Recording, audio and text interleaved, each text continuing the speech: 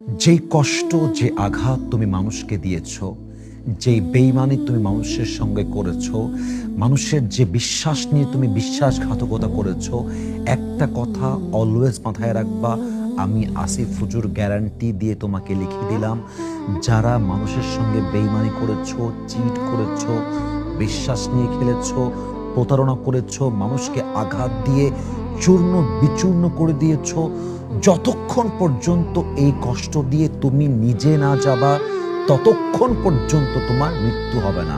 আল্লাহ তোমাকে তোমার লাইফে আগে এই কষ্ট দিবে, আগে তোমাকে এর স্বাদ বোঝাবে, তারপরে তোমার মৃত্যু হবে, এটা আমার গ্যারান্টি। কারণ কি, আল্লাহ তাআলার নেচারটা হচ্ছে আল্লাহ বান্দার সব অন্যায় মাফ করে দেয়, বাট বান্দা যখন আরেক বান্দার হক নষ্ট করে, এটা আল্লাহর আরশে আজিম পর্যন্ত কেঁপে যায়।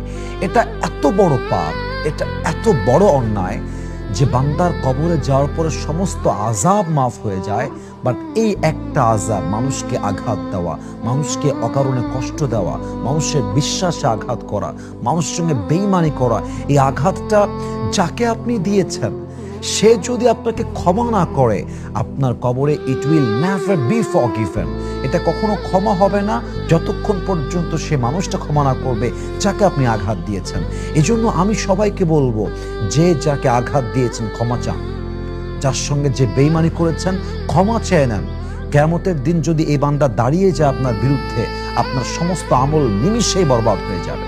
আমি সবাইকে আবদার রাখবো, বিশ্বাস বড় দামি জিনিস। আমি সবাইকে আবদার রাখবো, মানুষের ভালোবাসা বড় দামি জিনিস। কেউ কাউকে কষ্ট দিবেন না, কেউ কারো মনে আঘাত করবেন না।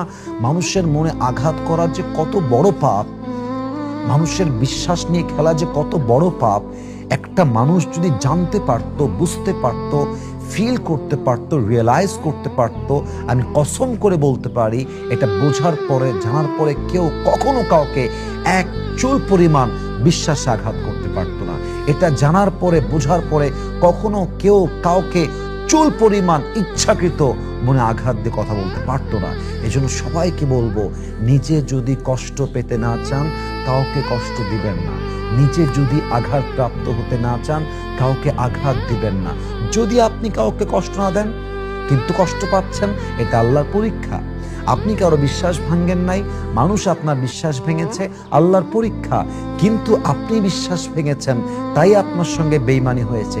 এটা পরীক্ষা না, এটা আযাব। আল্লাহ বোঝাচ্ছে, দেখ কত স্বাদ এইটার ভিতরে আছে।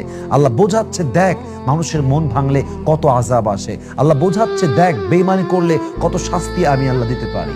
এবং সব